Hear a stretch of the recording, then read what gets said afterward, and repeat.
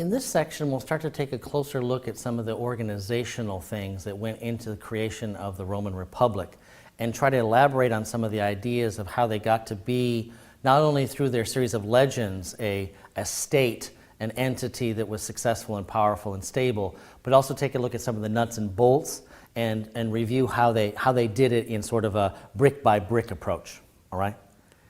In this era, then, we're thinking about, and you'll see this, roughly in the 8th century BCE is the Roman date when they say they founded their republic, that they overthrew the monarchy of someone called Tarquin the Proud.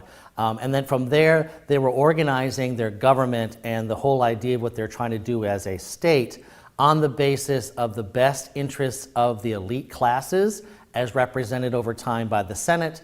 And then, of course, the people in the Senate are the wealthy landowners, many of them of long standing. So that essentially, from a Greek viewpoint, this is what looks like to be sort of the transition from monarchy to oligarchy, from one family rule into sort of a joint committee rule. But the people on the committee, the oligarchy, are not randomly chosen. They're not representative of all of society. They are, though, representative of the elite classes. So when we look at the early formation of the Republic, you'll see that these are the same kind of families that are going to be in charge in the coming generations. They're the ones who are already in charge, and that sort of anonymously, many of the plebeians are not involved, and of course we will get back to that in time. The other thing, and this is one of the tricky parts, many of the texts that you're reading, both in online or in physical form, some of the books recommended, you're going to see that they're going to be tempted oftentimes to give you a lot of Latin terminology, a lot of names and titles of different things in Latin.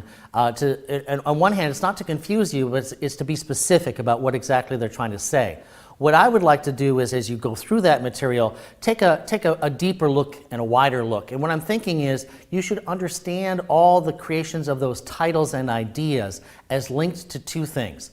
One, how to have some level of government deal with everything from, how to keep the streets clean and how to organize control over the street markets, all the way up through to military and political and legal policy. The Romans create a series of offices that are going to be dealing with each one of those things. So do not get bewildered by some of the vocabulary you might see. Think in terms of the sort of structural ladder that they are creating. The expectation of Roman men is that they would serve in many of those offices of state over time, and that they would go up through the ladder of authority. But the starting point for most Roman men in creating themselves as public figures and public servants will be an expectation that there's at least a decade of service in the Roman army, that the Roman army service for a decade is sort of the opening by which you get into the offices of state that will be elected later on. But you can't just start as a politician.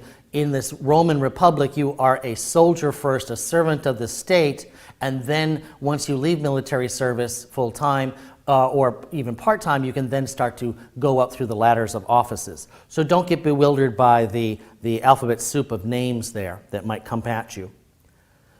This is simply a stylized representation, and I want to use it for a second to think about this. The Roman Republic is now going to be organized on the basis of the elite classes from the Senate, and this is a stylized picture of a senator, in toga. The idea of the Senate is that it's a deliberative body and a very powerful body, and it's one that people do not cross. They do not fight it that much. They think in terms of the Senate as the leading voice and the only voice in the way government functions and operates. So when the Senate says something and the representatives who are senators say things, they're not just idle rumor. They are essentially taking on the idea of command and the idea of structure, and that this is what we're going to do. With that in mind, one of the key terms, one of the key offices I would like to call your attention to is that of the consul, all right?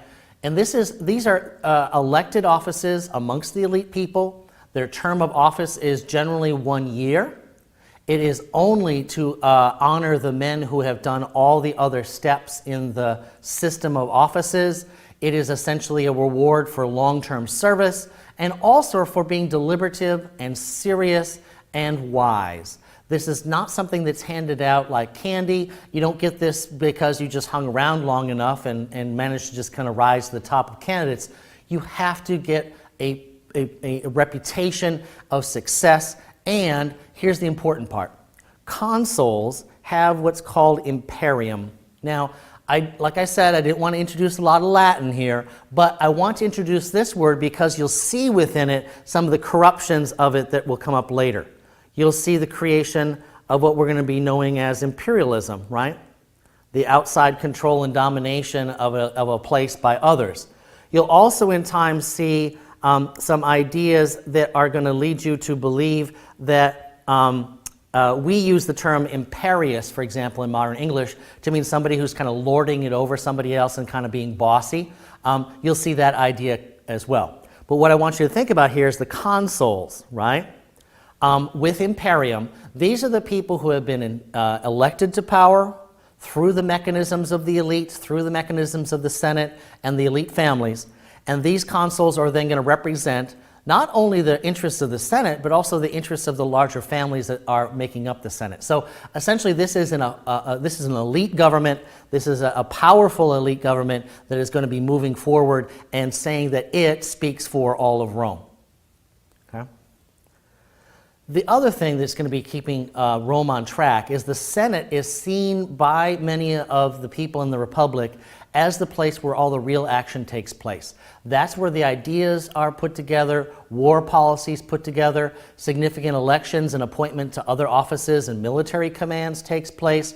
The Senate is the heartbeat of this republic. It's the place where the information is going to be out. That's where the debates take place between family members or between different kind of factions who believe in one or the other kinds of policies. In other words, it sort of combines of all the functions of state into one place. Instead of having them divided up like many of us are used to in modern America, we have all power essentially resting in the Senate itself. The Senate then is the one that's going to create the infrastructure, the ones that are going to take what we have in terms of a Roman Empire.